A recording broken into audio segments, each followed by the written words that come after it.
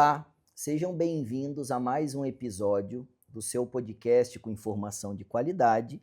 O Coluna Sem Neuro, ele tem a ideia da gente popularizar conhecimento para você conseguir entender. E aí, o que acontece? A gente vem falando de conhecimento e uma coisa que é importante quando a gente fala de neurocirurgia especificamente, essa é uma ciência que assusta muita gente, falar em operar o cérebro, operar a coluna.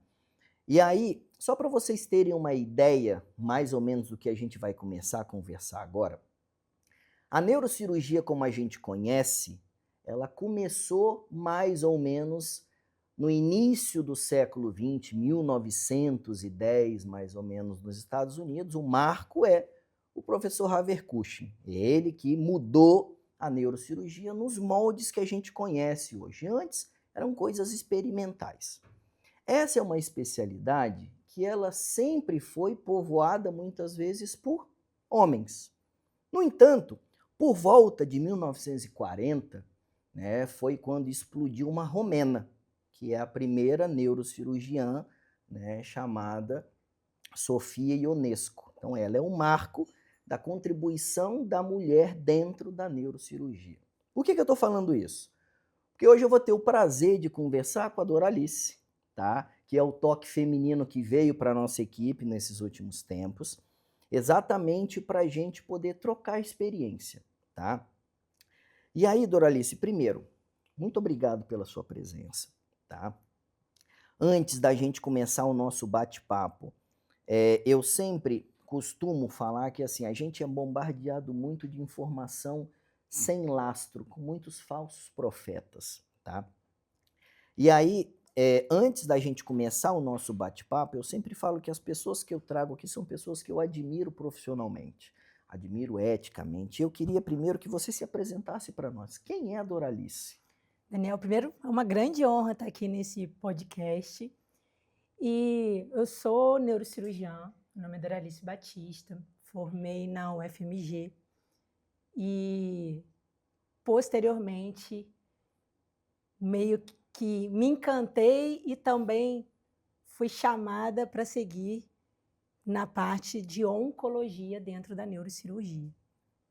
E estou aí atuando já há alguns anos e é muito gratificante poder exercer, realizar essa profissão que também me realiza todos os dias. Doralice, olha só. Eu fiz questão da gente conversar algumas coisas sem a gente combinar antes, que eu quero esse Sim. efeito surpresa seu. A primeira pergunta que eu queria saber de você é: por que neurocirurgia? Então, tem coisas, eu costumo dizer que eu, na minha formação, eu não enxergava o caminho todo. Eu não fui aquela pessoa que, desde sempre, quis neurocirurgia, mas as coisas foram acontecendo. Eu fiz uma faculdade no interior do Rio de Janeiro, na cidade de Teresópolis, que é uma cidade super pacata. E eu entendia que ali não tinha pacientes graves em quantidade para eu poder ter experiência, perder o medo desse paciente grave. E aí eu decidi, durante a minha faculdade, ir para campus para fazer um estágio lá no trauma e ganhar experiência, ganhar, fala, horas de voo, né?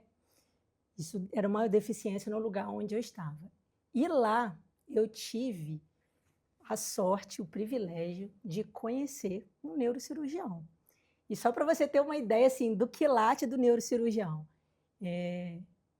o plantonista lá, ele era o chefe da neurocirurgia oncológica no INCA, que é o maior hospital, né, de oncologia no estado do Rio. E quando eu comecei lá, na verdade, eu queria aprender sobre os pacientes graves, não fui para lá pela neurocirurgia. Só que eu o conheci e comecei a acompanhar, comecei a entender um pouco mais do trabalho dele. Só que nos primeiros dias eu ficava pipocando, eu ficava na cirurgia, ficava na neurocirurgia, ficava na UTI. E um dia ele me chamou e falou assim: olha só, você quer seguir na neurocirurgia ou você quer ficar em outras em outros setores aqui do hospital. Aí eu falei assim, mas por que, doutor Zé Antônio? Ele falou assim, não, que se você quiser seguir aqui na neurocirurgia acompanhando, você tem que seguir as minhas regras. E eu falei, então, doutor Zé Antônio, eu quero estar aqui, porque eu naquela época, felizmente, já reconheci o quilate da pessoa que estava ali. E foi uma das melhores decisões que eu tomei na vida, porque foi ali que eu realmente decidi fazer neurocirurgia. Porque ele é uma pessoa extremamente rigorosa, mas extremamente dedicada e competente. E ali eu comecei a acompanhar, estudar, aprender, e ali eu falei, olha, é isso, eu quero fazer neurocirurgia. Então, acho que eu tive a sorte de ter um mentor que mudou realmente ali o destino da minha vida profissional. Mas até ali eu queria fazer eu decidi que ia fazer neurocirurgia. Quando eu falei isso, né, entendi que queria fazer neurocirurgia, eu fui capaz assim, de afirmar isso para os outros, e foi assim, todo mundo, você está ficando maluca. Mulher fazendo neurocirurgia. Meu pai é médico. Meu pai falou assim, minha filha, não tem a menor condição, você está tendo um devaneio. Eu falei, pá, eu vou fazer, não tem jeito, é diferente. Quando eu estou lá, quando eu estou atendendo pacientes neurocirúrgicos, quando eu entro numa cirurgia é diferente, é isso. E meu pai falou assim, você não vai passar. Que incentivo, hein? Falou, você não vai passar, isso aí é muito difícil, isso é muito complicado. Eu falei, ó, eu vou fazer. E aí foi. E aí eu não conseguia pensar em outra coisa a partir do momento que eu decidi, mas eu devo essa decisão a essa pessoa, esse grande mentor que eu tive o privilégio de conhecer. E como é que foi a residência? Beleza, essa é uma decisão ok, mas assim, só para quem não sabe, assim, a residência da neurocirurgia, independente do hospital que você faça, são sempre a especialidade que menos tem residente por ano, porque você nunca vai ter um serviço com muita gente da neurocirurgia. Só que o volume de casos é sempre muito grande, Sim. Então você sempre tem muito trabalho, independente do ano da residência que você está. Como é que foi isso, cara? Então, eu me dediquei bastante, felizmente eu passei em vários serviços e pude escolher, e eu decidi ir para o FMG.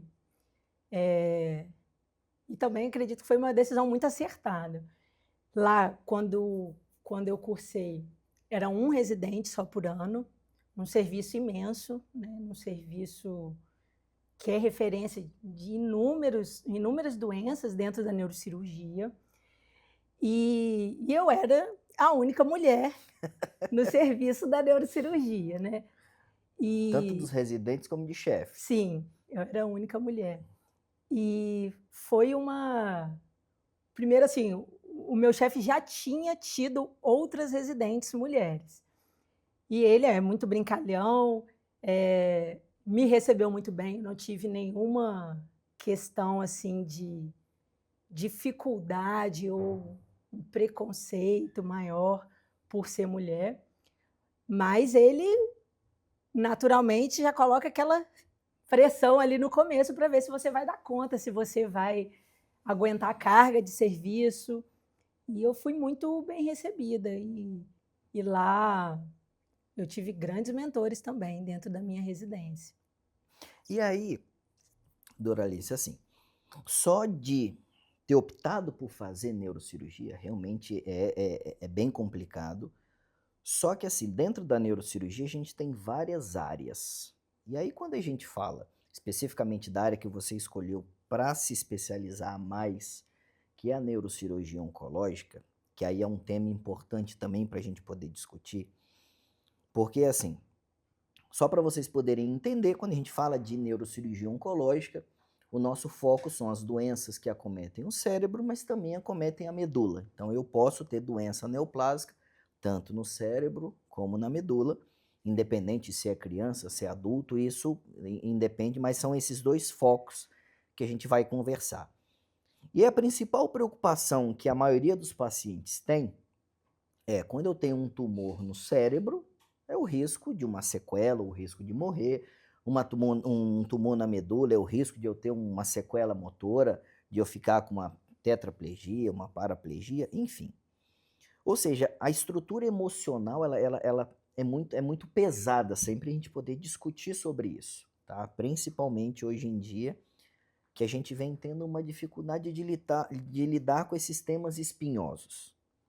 Quando é que te deu esse clique de escolher a neurocirurgia oncológica? Como eu falei, os degraus dessa minha jornada foram surgindo aos poucos.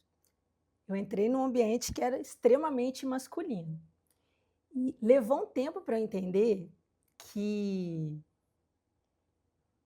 a minha feminilidade, o fato de ser mulher, de às vezes ter um pouco mais de empatia na hora de se comunicar, um pouco mais de sensibilidade, na verdade não era Uma fragilidade. uma fragilidade, um defeito, mas sim uma vantagem em algumas situações. A neurocirurgia exige, né, que você saiba suportar a pressão. Não são só os pacientes, nós também lidamos ali com milímetros o tempo todo, sempre em zonas de muito perigo, sempre com riscos de consequências muito graves. Então, a gente precisa sim suportar a pressão, precisa sim ser firme, né? Mas eu entendi que eu poderia agregar essa sensibilidade, essa feminilidade, sem perder isso, que as coisas poderiam coexistir. Mas levou um tempo, né? Porque no começo você quer se firmar e não destoar, digamos assim, muito dos outros. Lá no meu serviço, tinha muito volume de pacientes cirúrgicos, oncológicos na UFMG.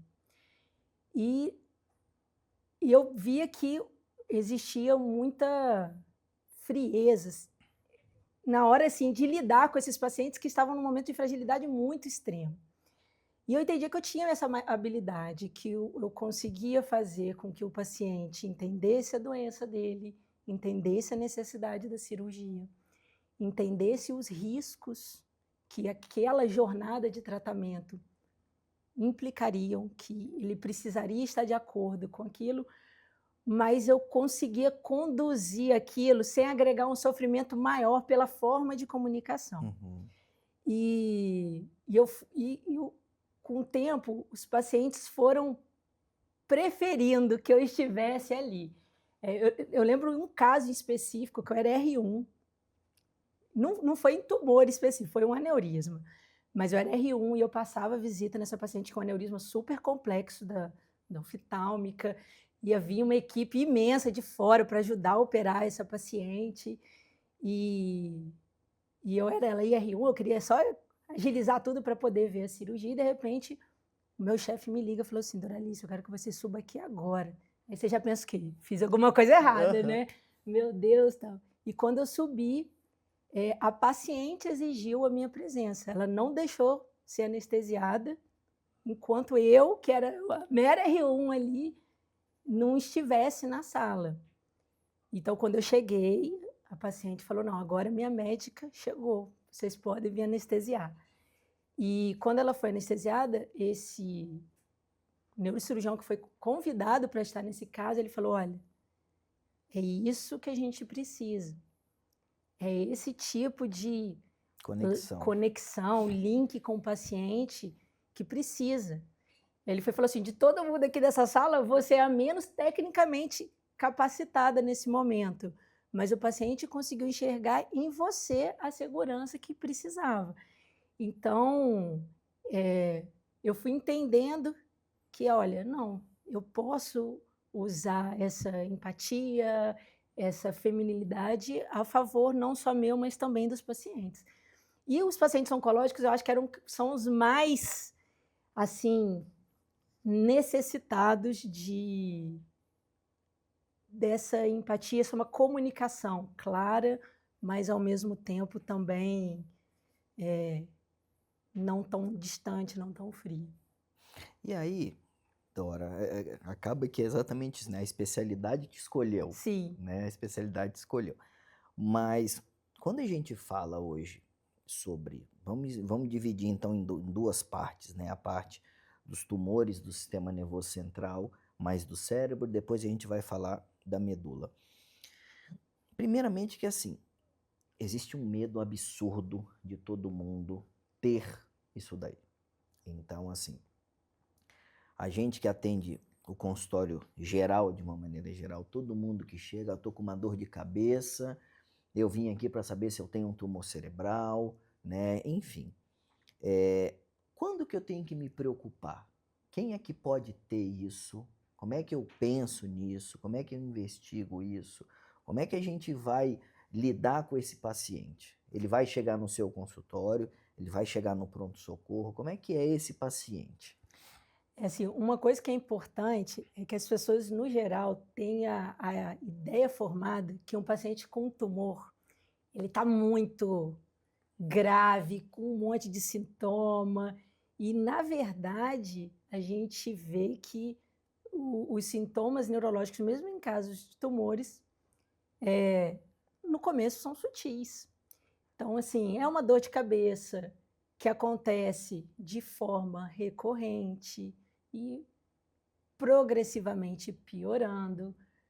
É um paciente que começa com uma fraqueza e progressivamente essa fraqueza vai se tornando cada vez mais forte, cada vez impactando mais no seu dia a dia. É uma alteração, primeiro, discreta da linguagem, mas, assim, os pacientes, no geral, entendem que os sintomas de cara são muito graves, e não é assim. Mas, infelizmente, as pessoas tendem a nos procurar quando a corda apertou um pouco mais no pescoço. Então, é comum que o paciente descubra um tumor, às vezes em situações de urgência, com uma dor de cabeça já mais forte, com vômitos associados, porque a pressão na cabeça já aumentou. Então, em situações de crise convulsiva, o paciente abre um quadro de crise convulsiva. Então, o corpo dá sinais, sempre, mas são poucas as pessoas que têm a capacidade de entender, fazer essa leitura dos sinais que o corpo nos dá. Por isso que, com alguma frequência, a gente descobre tumores no caos, assim, o paciente chega numa emergência achando que tem uma coisa e quando vai ver é outra, e aí, por isso, a gente tem que ter muito esse jogo de cintura para poder colocar, né, o pé no chão e conduzir o paciente pelo melhor caminho. Pensando em jogo de cintura, tá, Dora? Eu vou. Como é um tema que, assim, é confuso na cabeça de muitos pacientes, mas também de muitos médicos, a minha função vai ser meio que colocar em etapas esse raciocínio. Então, assim, a gente sabe hoje que os tumores do sistema nervoso central, mas do segmento craniano, eu posso descobrir ele de forma indolente, ele crescendo devagar. Eu posso descobrir ele como um achado. Tive um traumatismo craniano, fiz uma tomografia para ver o traumatismo e descobrir, e uma urgência que chegou no pronto-socorro. Só que eu também tenho a medula, que às vezes ela vai sendo mais arrastada e mais negligenciada do que o próprio segmento craniano. Como é que você vê isso? A medula, vou te falar que ainda deixa o paciente numa zona mais nebulosa ainda, porque sentir dor na coluna é algo extremamente frequente, né, por uma série de outras questões mais simples, como as doenças degenerativas da coluna, por exemplo. Mas, o que eu falo assim, a sutileza das doenças oncológicas é a questão da progressão. Aquilo vai piorando lentamente, de maneira progressiva, progressiva. Esse é um dado que sempre é preocupante e que a gente precisa ser bastante incisivo na hora de de investigar, de buscar um especialista para poder esclarecer isso de uma forma melhor e principalmente dar soluções. Mas essa questão da progressão é sempre um dado que a gente precisa dar atenção. E aí, uma coisa que é importante é os tumores primários, de uma maneira geral, que aí os pacientes, quando a gente tem aqui o diagnóstico, ele fala, nossa, mas isso apareceu quando? Então, assim, existem umas frases que sempre marcam quando a gente vai falar de doença oncológica, aquela lesão um dia foi pequena. Sim. E isso aí a gente não sabe porque a gente não tem uma curva temporal. E exatamente isso, ela tem uma velocidade de crescimento. E uma coisa que é importante quando a gente fala dos tumores primários do sistema nervoso central é que normalmente a gente, o paciente oncológico sistêmico, ele é diferente do paciente oncológico do sistema nervoso central. Porque o paciente do sistema nervoso central pode ser um paciente completamente normal, Sim. do ponto de vista de fenótipo, de biotipo, diferente quando a gente fala de um tumor sistêmico, que a gente já pensa naquele paciente consumido. Sim. Então essa é a primeira coisa, né? Distinta disso que a gente observa. Só que o aparato tecnológico que a gente tem para dar os diagnósticos melhorou muito o achado disso também. Porque hoje a ressonância magnética ela mudou todo esse diagnóstico do que antes a gente via, por exemplo, com raio-x, tomografia, que não dava para a gente falar muita coisa. Hoje, com a ressonância magnética, mudou muito. O que hoje, e ressonância magnética, ele não é um exame, eu tenho várias ferramentas dentro da ressonância magnética. O que a ressonância magnética hoje, Dora, veio para contribuir para a doença oncológica? O que ela traz de informação, por exemplo, para aumentar a segurança? Hoje a neurocirurgia, a principal palavra-chave é segurança, ainda mais quando a gente está no nicho oncológico. Então, a gente precisa de muita tecnologia para a gente planejar com extrema eficiência, antecipando problemas, gerenciando riscos, tudo de forma antecipada no pré-operatório. Então, hoje, com a tecnologia, eu consigo trazer um enorme contingente de informações. Se alguma via específica do cérebro está sendo afetada, como a tractografia, isso é muito importante para a gente no planejamento de ressecções de tumores cerebrais. Entender ali detalhes do tumor, metabolismo, eu consigo entender se é um tumor que tem uma característica mais agressiva ou não ali pela ressonância.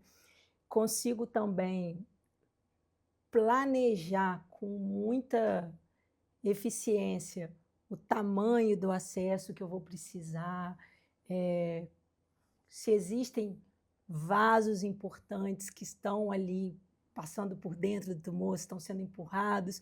Eu consigo uma infinidade de informações para planejar com extrema eficiência e principalmente com segurança o caminho que a gente precisa transcorrer, né, para ajudar aquele paciente.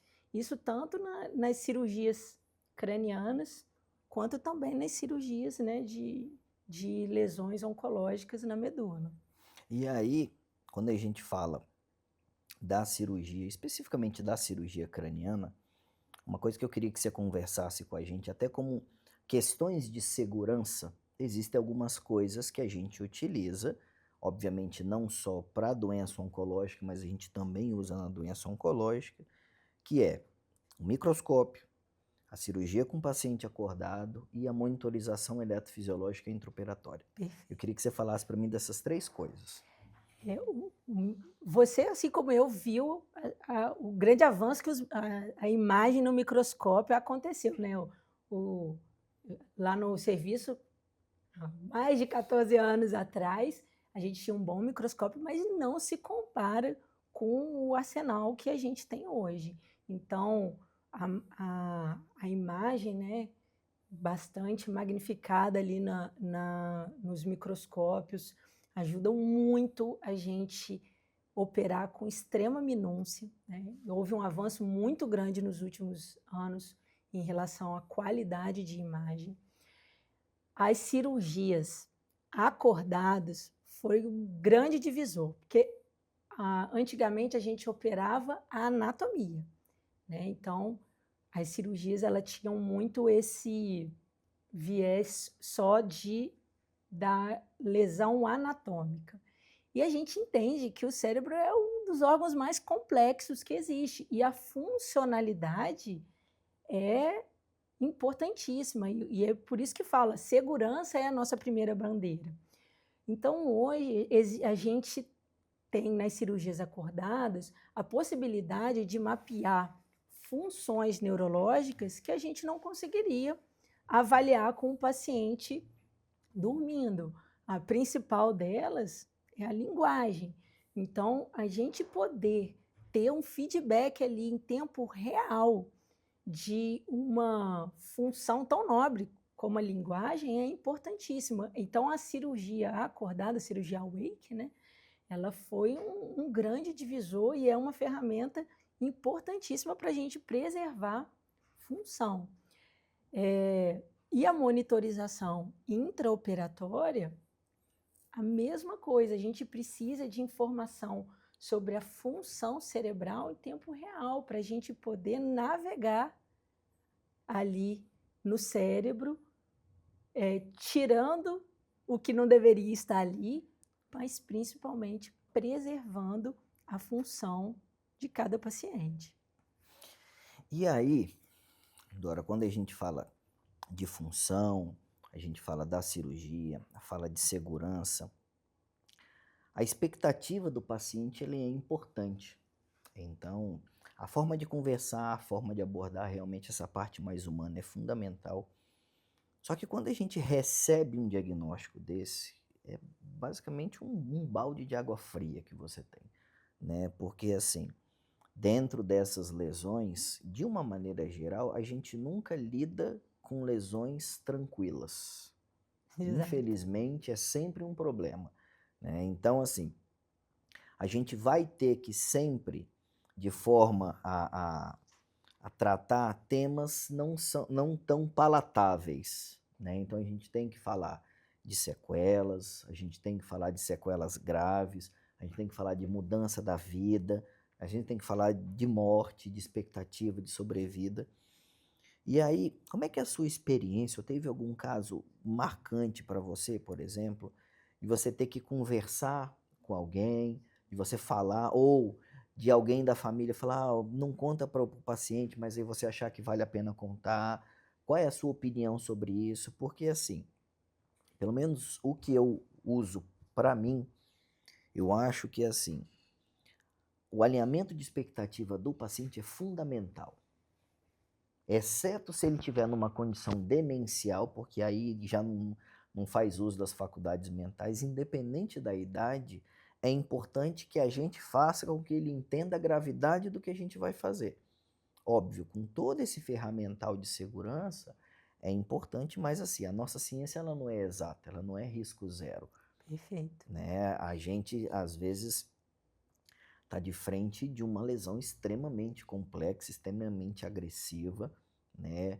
Depois eu vou querer que você fale especificamente de uma condição que toda vez que a gente tem esse diagnóstico é uma lástima, que é o glioblastoma multiforme, entendeu? Então assim, eu queria que você falasse um pouquinho como é que é essa abordagem entre diagnóstico, alinhamento de expectativa, o que você orienta da vida, né, do paciente. Quando a gente dá um diagnóstico de tumor cerebral, eu entendo que a gente puxou o terreno seguro da onde o paciente pisa, né? Então, é sempre um momento muito difícil e a transparência, eu acho que é fundamental. Então, eu preciso dar clareza, transparência e honestidade em todas as informações. Eu acho que esconder ou não conversar de maneira clara só traz prejuízo. A gente precisa ser muito honesto ainda mais num cenário de doenças tão delicadas que é o nosso dia a dia, né? Acontece com muita frequência da família não querer que a gente conte para um paciente que ele está com a suspeita de um tumor maligno ou que ele está com um tumor cerebral.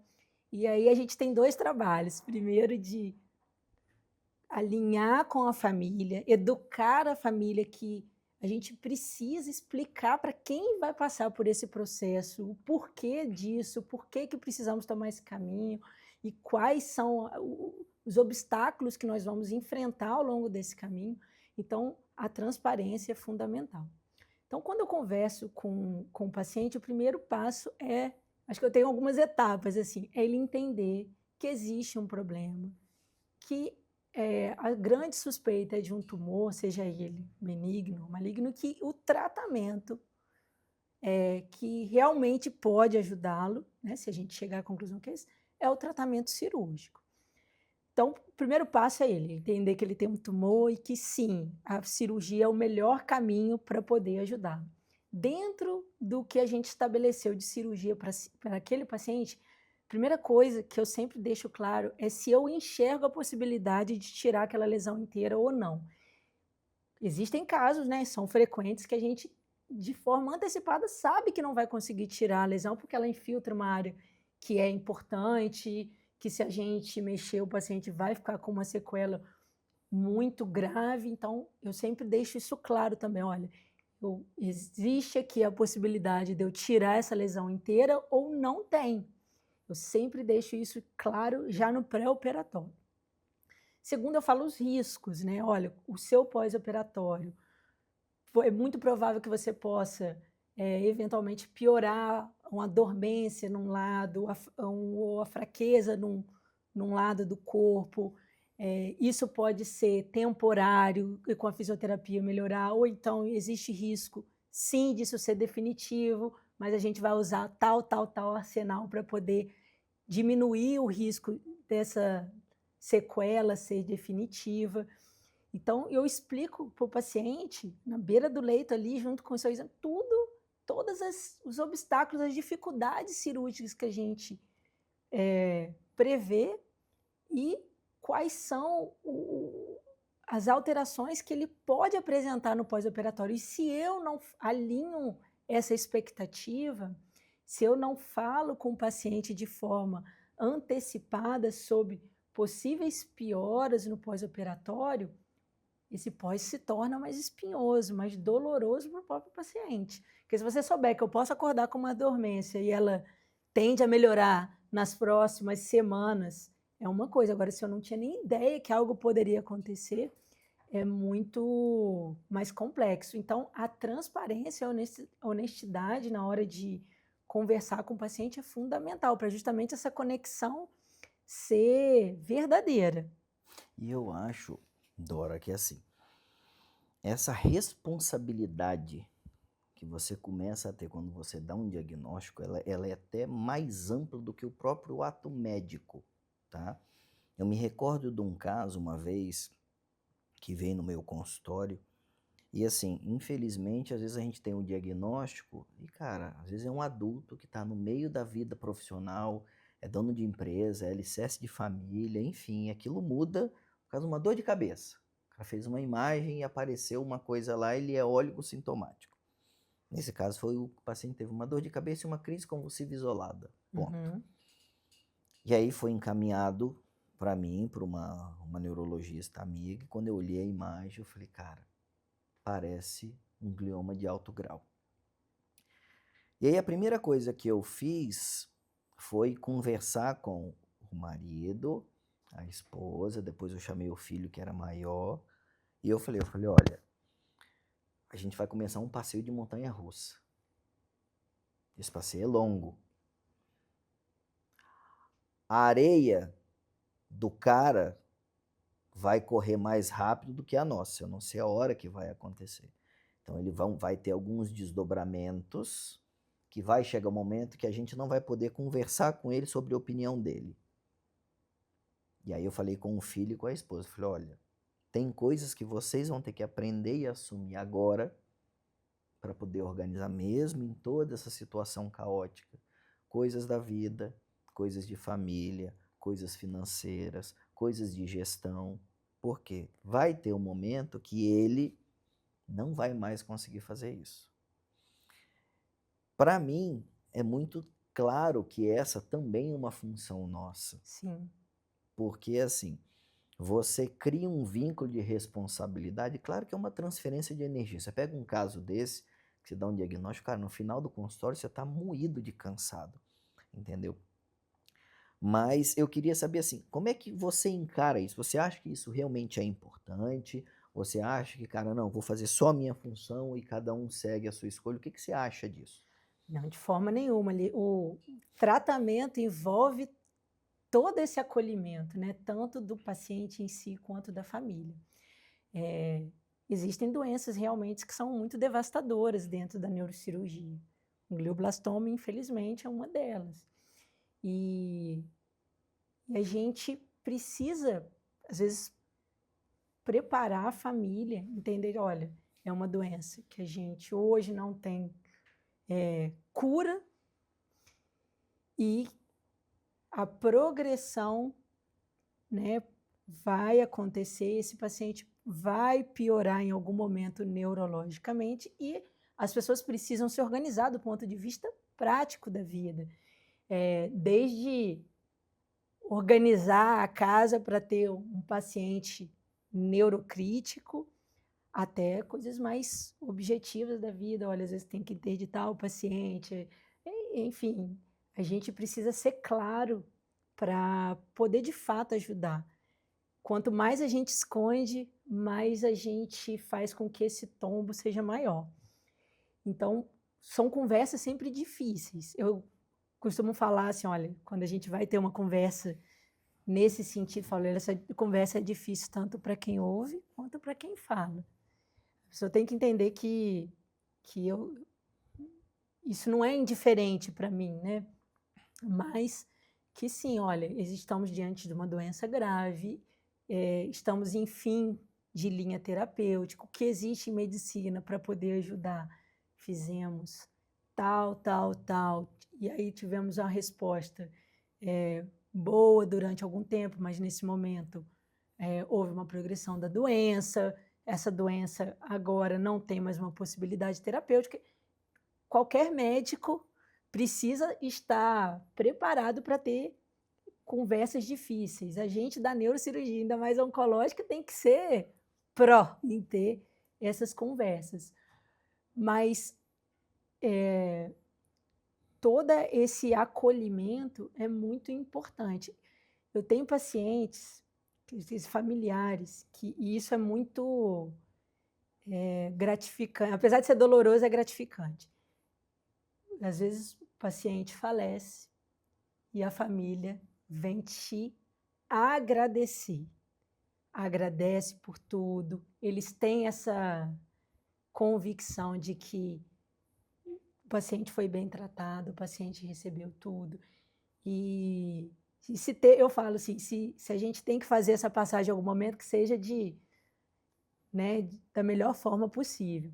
Então, quando a família, mesmo diante de um desfecho que Inevitável. é inevitável, Uhum.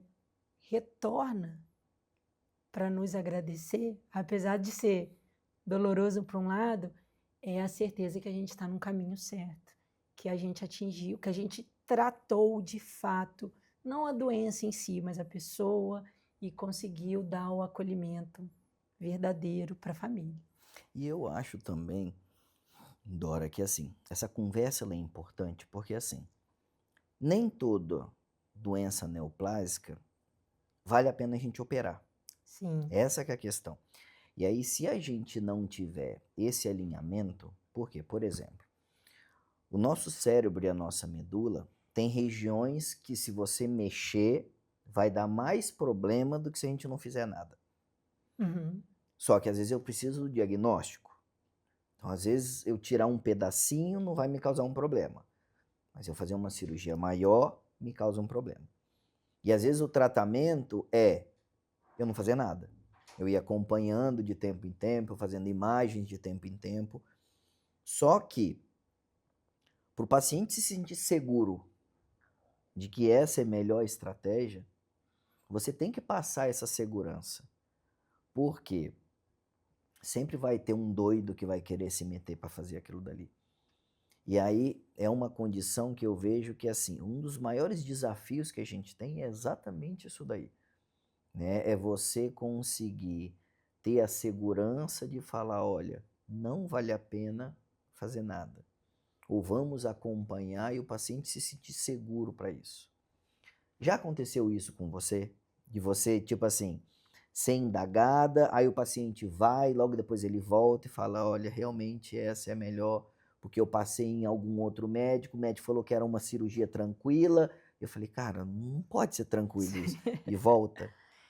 É muito frequente, infelizmente, assim, existe uma frase, né, que o melhor cirurgião é aquele que sabe quando não operar.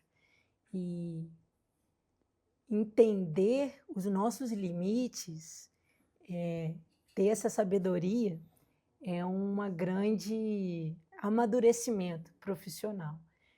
A gente não pode ser pior do que nenhuma doença. Nunca. Isso é Inclu- difícil in- você ter esse nível. Esse feeling, né? Uhum. Eu acho que é um amadurecimento, né?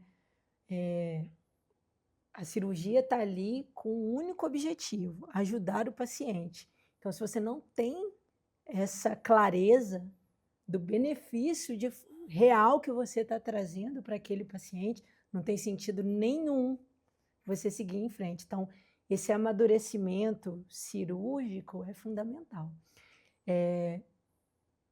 Todo paciente que senta à minha frente, né, e depositou ali em minha confiança para poder orientá-lo em relação a um caso, recebe de fato o que eu enxergo de melhor para ajudá-lo. Esse único objetivo sempre norteando as decisões.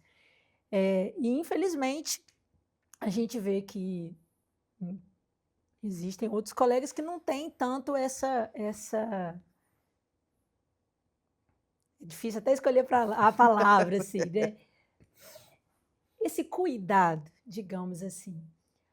E já tive experiências de todos os jeitos, de paciente vir já com uma indicação de cirurgia, pedir uma segunda opinião, e eu, de maneira ali muito cuidadosa, mas contraindicar, falar que não. E o contrário, o paciente que eu conversei, não enxerguei benefício em seguir com uma cirurgia, por entender que ela tinha mais riscos do que benefícios e, infelizmente, esse paciente topar com outro colega e ter um desfecho ruim, né? Então, não operar também é válido.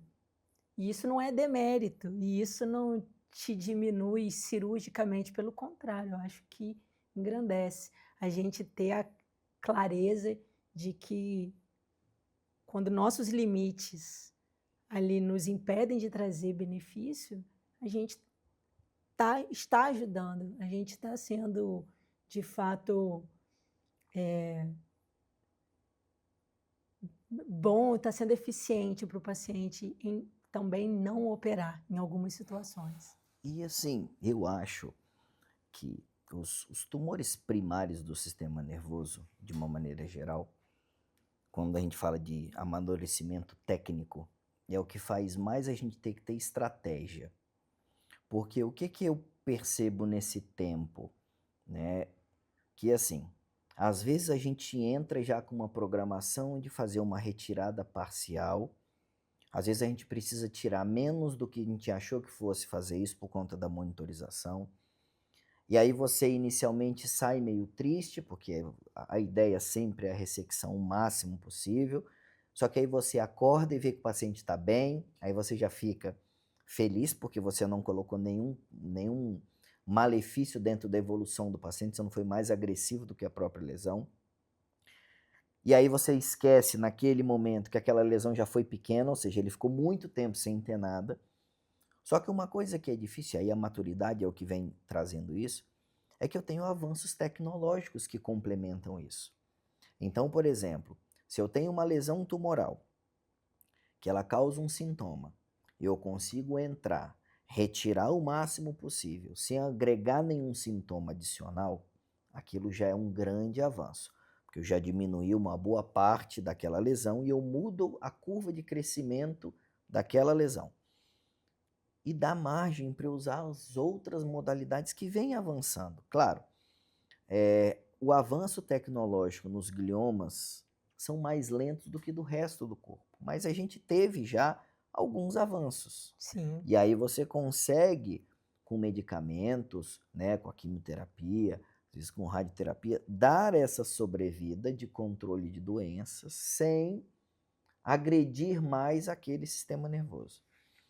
Só que é difícil isso, entendeu? Porque o problema é exatamente isso, é você conseguir alinhar essa expectativa, porque o que eu vejo, eu sempre falo isso, óbvio que aí eu falo quando eu converso, quando alguém vem conversar comigo sobre cirurgia da coluna, que aí a cirurgia endoscópica é feita por um corte pequenininho, aí a pessoa já fala assim, não, eu passei em fulano de tal, ele falou, não, a cirurgia é tranquila, faz um cortezinho pequenininho. Eu falei, cara, o simples fato de banalizar, corra. Sim. Por quê? Não tem como, se você já entra em campo com aquela ideia, vou meter um 7-1, você já chega perdendo, é difícil, entendeu? Então, assim, eu acho que o nosso treinamento de lidar com situações caóticas, que eu acho que o grande brilhantismo da residência da neurocirurgia é exatamente fazer com que você fique tranquilo no caos. É por isso que a nossa residência é desse jeito. É você conseguir manter a racionalidade. Por quê?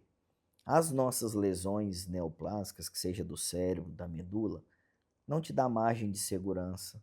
Você não pode tirar mais um pedacinho só para ter segurança. Porque tudo nosso tem alguma coisinha perto que vai desligar algum trem em algum lugar. Tem coisa que a gente sabe que desliga, tem coisa que a gente nem sabe que desliga, entendeu? Então isso daí eu acho que, assim, o conversar isso é importante, eu vejo que você tem um cuidado tremendo com o paciente, com a família, a gente está tendo a oportunidade de trabalhar junto, eu vejo o feedback dos pacientes, e eu vejo que você também faz um trabalho na rede social, de colocar conteúdo de qualidade, de divulgar isso daí, eu vejo que você mantém uma certa regularidade disso, porque assim, eu vejo que a educação médica nossa, de uma maneira geral, não só a educação médica, mas da área da saúde de uma maneira geral, está muito banalizada.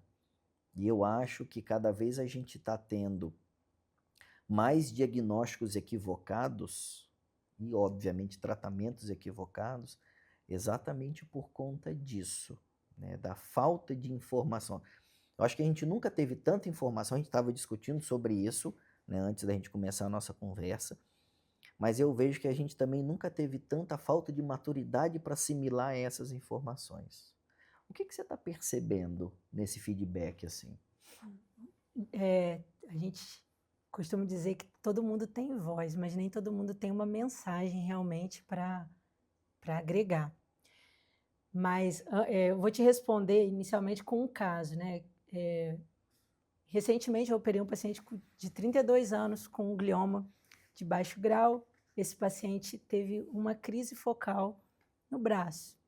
E essa lesão, na imagem, né, na ressonância pré-operatória, parecia ali ter invasão da área motora, a gente precisou operar, não conseguiu tirar o tanto que a gente gostaria, porque realmente a área da mão dele, do membro superior, estava muito infiltrada pelo tumor. E a gente conseguiu fazer uma ressecção ampla, mas não toda, e ele realmente teve um glioma, grau 2, que foi uma doença que eu vi mudar completamente o tratamento ao longo do que eu já vivi até hoje de neurocirurgia. Quando eu estava na residência, ninguém queria tirar um glioma de baixo grau todo, ia lá fazer uma biópsia, porque entendia que aquela doença era mais branda, era mais indolente, então a gente não precisava ser muito agressivo. E hoje a gente entende que o glioma grau 2, quanto mais eu tiro, e às vezes eu mando esse paciente de forma precoce para a radioterapia, eu trago um benefício muito maior para ele a longo prazo, de sobrevida, de qualidade de vida, do que se eu não fizesse nada. Então, assim, foi uma doença que eu vi mudar completamente os paradigmas, né? Antes era só uma biópsia, agora eu resseco bastante e eu tendo a ser mais agressivo porque isso traz um resultado melhor a longo prazo. Eu espero que outras doenças a gente também avance nesse sentido. Em relação ao trabalho na rede social, é importantíssimo que a gente converse sobre esses assuntos difíceis, que não seja um tabu, que a gente tenha possibilidade de difundir esses assuntos, que o paciente oncológico tenha acesso a esse tipo de informação e principalmente de informação de qualidade, que não é um aventureiro lá testando. São coisas que a gente vive e não vive agora, um mês, já são anos, né, de dedicação à neurocirurgia e com carinho ainda maior pelos tumores. Então, o paciente ter acesso de informação de qualidade é importantíssimo, porque, no geral, os que são aventureiros têm mais essa necessidade de aparecer do que a gente que, às vezes, está fazendo um trabalho sério e prefere ficar longe um pouco dos holofotes. E a gente vai entendendo aos poucos que não, que a gente precisa, sim, dar luz ao nosso trabalho, mostrar para as pessoas que precisam do nosso trabalho que existem, sim, pessoas capacitadas e habilitadas para ajudá-los. E hoje, Dora, você acha mais fácil, ou vamos dizer assim, mais tranquilo, você conversar com um paciente adulto que tem uma doença oncológica, ou você conversar com uma criança que tem uma doença oncológica? É sempre difícil, né? Eu acho que qualquer situação precisa de uma comunicação muito assertiva. O desafio maior de conversar com uma criança é porque ninguém espera, né? Ninguém tem, digamos, uma reserva ali emocional para lidar com uma situação delicada em uma criança. Eu acho tudo difícil, para ser sincera, tudo tem seus desafios, tem as suas particularidades.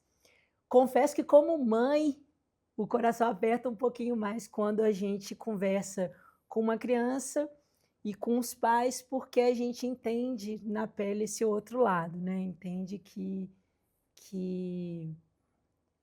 é delicado mesmo, mas eu sempre foco na solução, né? Tiro o foco do problema.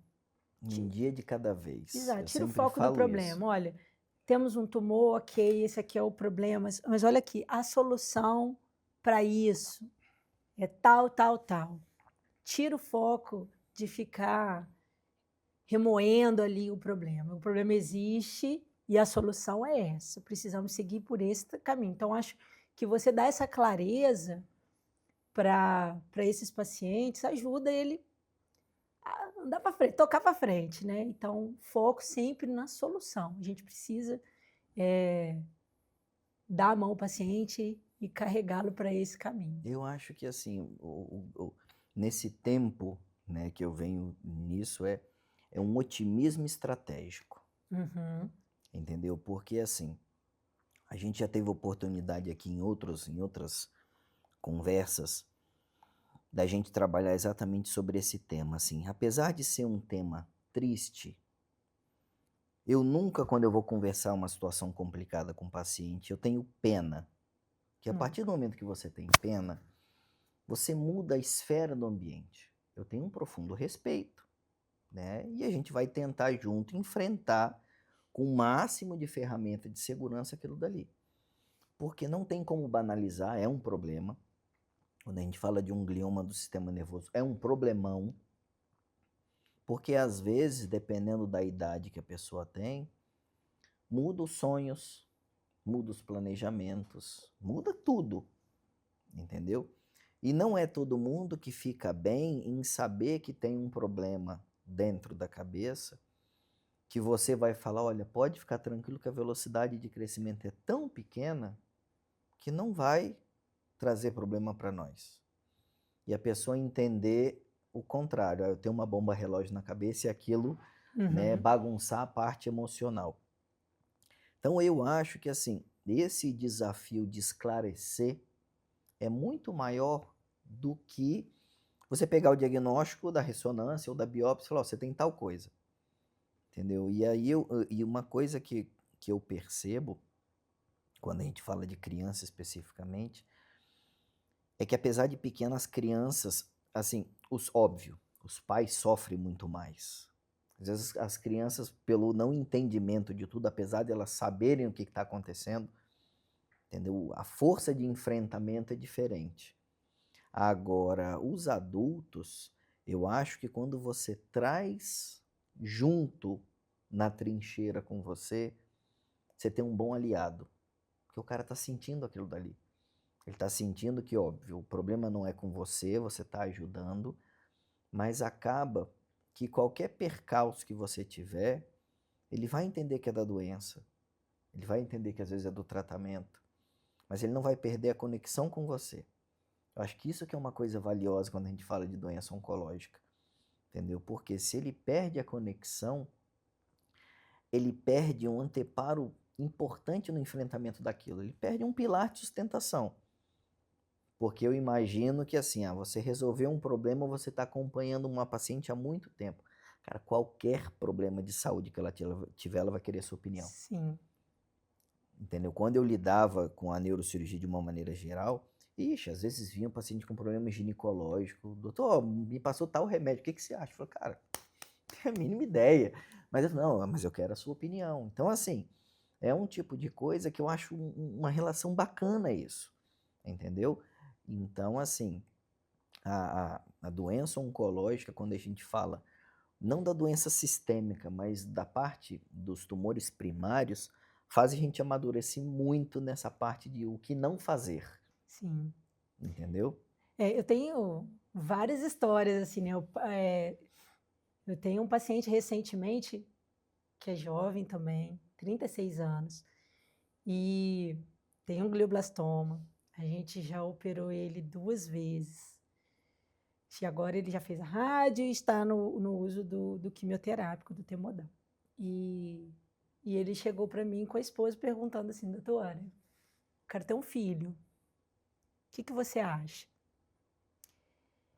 E é aquilo que eu te falei, né? A gente precisa sempre ser muito transparente e honesto. Então, ele e a esposa sentados e falaram, olha, vamos lá. Quem sou eu para dizer sobre sonhos de cada pessoa? Mas você tem que entender assim, as realidades possíveis. No momento, nós estamos com a doença controlada, você não está curado, você acabou de fazer um tratamento de radioterapia e está fazendo uso do quimioterápico. Se você quiser muito ter um filho, a gente vai ter que suspender esse tratamento e que a gente coloque em risco para você tentar ter esse filho. E aí, conversa difícil, mas vocês dois estão tranquilos com a possibilidade de somente ela criar esse futuro filho? Vocês têm que...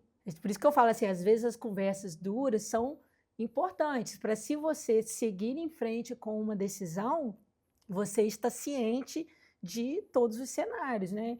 Ele, felizmente, assim, teve uma ressecção boa, assim, está indo muito bem dentro do cenário de uma doença extremamente agressiva como um glioblastoma, mas é isso, se você quiser seguir por esse caminho, nós temos tal consequência. Então, a decisão é de vocês. Eu não posso decidir por vocês, mas existe uma forte possibilidade dela criar esse futuro filho sozinho. Se vocês estiverem ok em relação a isso, sigam em frente. Se isso não for algo que vocês dois estejam de acordo, é melhor pensar antes. Então, às vezes, são conversas realmente, assim, duras, e você nem sabe também, né? Nem está preparada, achando que é uma conversa ali de rotina, e às vezes vem conversas muito difíceis. E você falou de criança, deve ter uns 6 meses, eu atendi um adolescente com glioma de tronco, que é uma dessas lesões que são inoperáveis. No máximo, uma biópsia, que também tem uma série de riscos, para poder ajudar no diagnóstico e ver se tem alguma possibilidade terapêutica. E eu atendi esse adolescente e ele pediu para conversar um pouco a sós comigo.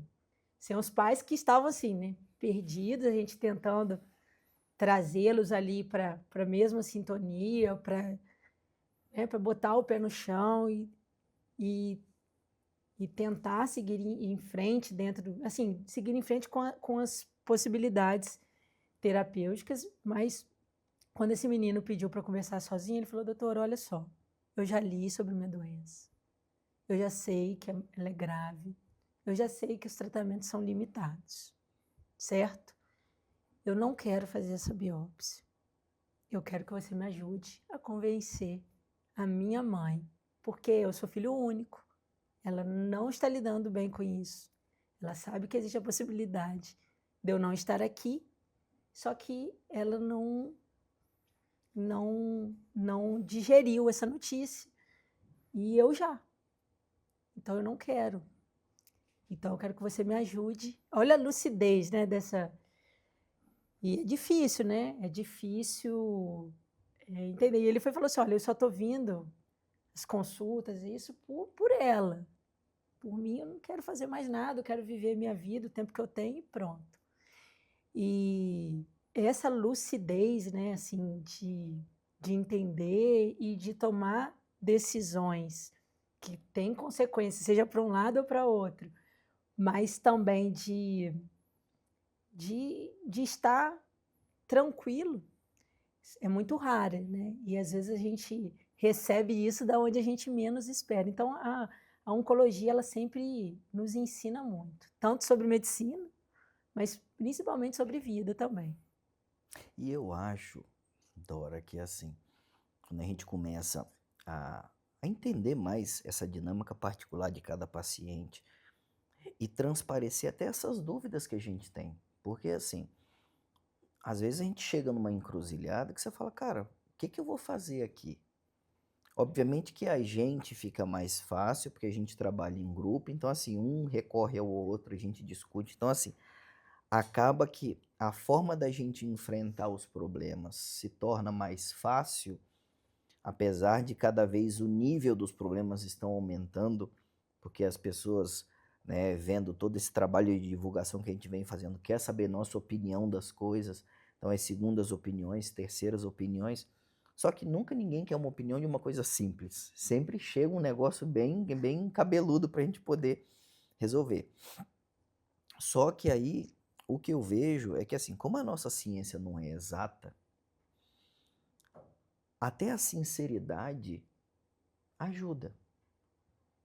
Por exemplo, eu atendi um caso no consultório hoje, que era um paciente que ela tinha sido operada por uma cirurgia aberta da coluna lombar há 10 anos. Ficou excelente.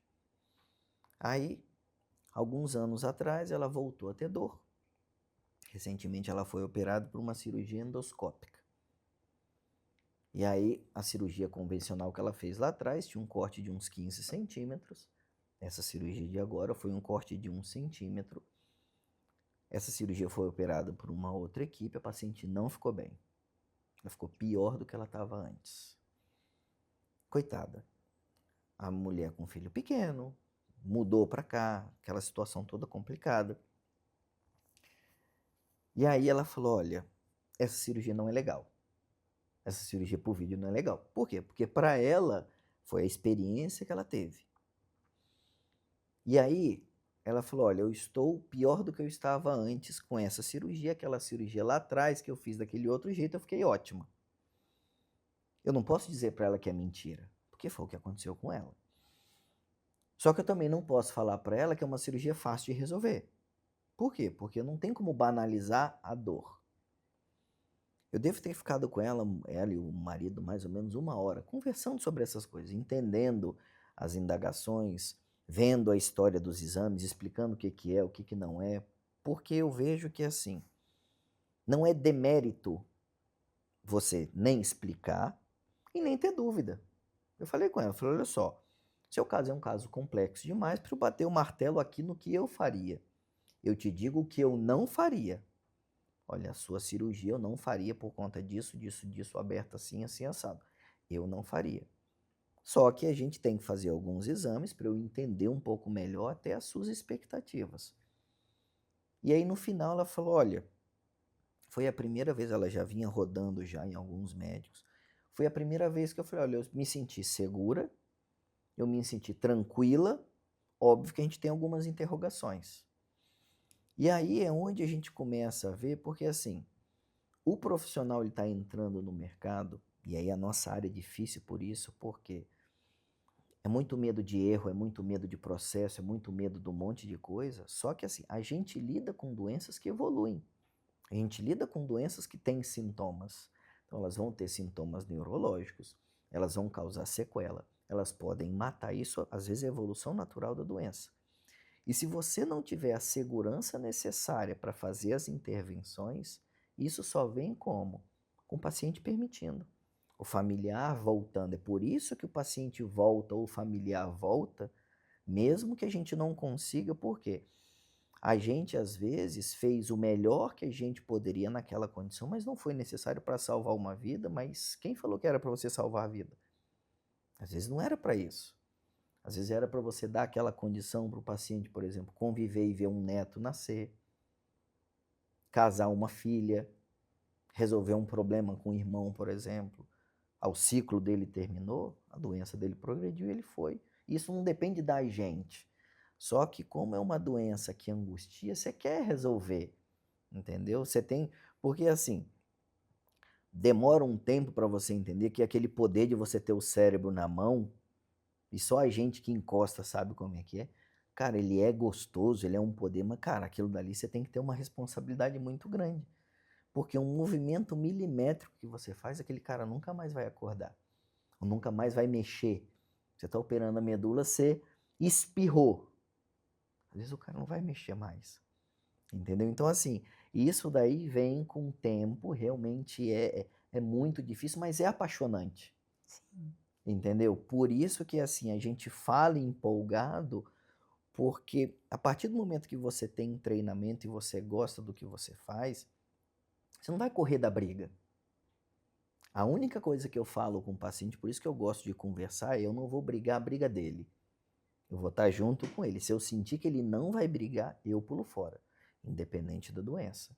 Entendeu? Então assim, eu tenho alguns pacientes de tumores que eu venho acompanhando de um tempo.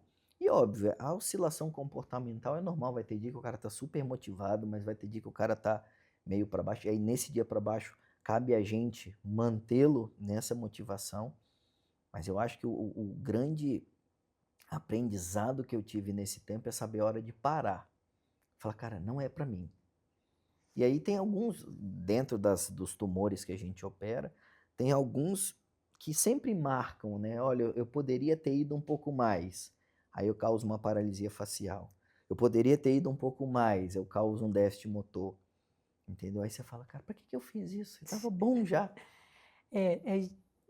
Ser neurocirurgião envolve, assim, um profundo respeito mesmo pelas estruturas neurológicas, né? Então, a gente tem que internalizar desde sempre o quanto é desafiador, é uma profissão muito bonita, mas que o respeito tem que ser genuíno e profundo. E uma coisa que você falou que é fundamental é esse trabalho em equipe, porque com muita frequência a gente não tem todas as respostas. E a gente tem um time, né, sintonizado, com os mesmos objetivos, tecnicamente preparado, em constante evolução, que eu acho que é uma coisa muito feliz da nossa equipe, né? Está sempre em constante evolução, não estagnou. É sempre muito bem-vindo. E acho que também é uma parte do amadurecimento profissional. Pedir ajuda não é demérito. Pedir opinião não é demérito. Eu tenho uma relação muito boa com com o pessoal do Sírio-Libanês, que é onde eu fiz a minha pós-graduação em oncologia, e com alguma frequência falo, professor, o que você acha aqui desse caso? Olha, eu tive um caso de um glioblastoma na medula. E aí o paciente já estava paraplégico, mas não tinha disseminação para o sistema, para o cérebro. Mas você vai lá e amputa a medula, já que você está esse diagnóstico feito, confirmado e reconfirmado, porque é um caso extremamente raro. Então, eu conversei com esse meu mentor inicial, que era lá do INCA, conversei com São Paulo, para a gente poder tentar pensar junto o que fazer diante de uma situação. E ninguém tinha resposta, claro, isso não está no livro, isso está na experiência mesmo de profissionais que se dedicam com maior tempo ao nicho da oncologia. Então, pedir ajuda não é demérito, mas você tem que estar muito tranquilo de quem você é, das suas capacidades, para poder pedir ajuda, né? E a gente, felizmente, tem um time aí bom que está sempre se ajudando e agregando nos nossos casos. E Dora, se eu ficar aqui, nós vamos ficar conversando aqui até. Então, assim, obrigado por você estar aqui com a gente hoje. Obrigado por você ser esse toque feminino da equipe, que realmente, assim, faz toda a diferença, tá? Eu acho que o time nosso, ele não é só um time com a variação técnica, eu acho que as personalidades completam um time, isso é bem bacana. E esse, obviamente, vai ser o primeiro de muitos outros momentos que a gente vai discutir. Saiba que agora você vai fazer parte do nosso grupo técnico exatamente para a gente poder dar essa segurança para quem segue a gente, de qualquer dúvida que porventura tenha. Vai entrar em contato com a nossa equipe, tá? Pode deixar seus comentários. Quem não segue a gente ainda, não deixe de seguir nas redes sociais, curtir, compartilhar, exatamente para refletir sobre isso. Eu acho que, assim, lidar com a doença oncológica, ela é uma reflexão tanto do próprio paciente, como da família, da sociedade. Eu acho que a gente tem que amadurecer muito sobre muitos temas, tanto religiosos, filosóficos, existenciais, mas obviamente que são coisas para a gente discutir em outros momentos. Eu queria que você deixasse uma mensagem final para quem está acompanhando a gente, tanto de toda essa trajetória sua, experiência, a parte oncológica, enfim, a palavra está com você. Primeiro, obrigada, assim, pela confiança no meu trabalho. Foi uma grande honra ter vindo para cá e agregar a equipe. E conte comigo para que a gente possa avançar e ajudar muitas pessoas aí pela frente. E para o Neuropeople, me sigam nas redes sociais, @Dora_Neuro. Lá a gente traz muitas informações de qualidade, conversa sobre esses assuntos, às vezes delicados, da neuro-oncologia. E tenho certeza que essas informações podem ajudar muita gente, pode fazer diferença na vida de muitas pessoas. Eu agradeço o carinho e o tempo de vocês nessa jornada. Dora, obrigado, tá? Gente, até o nosso próximo encontro.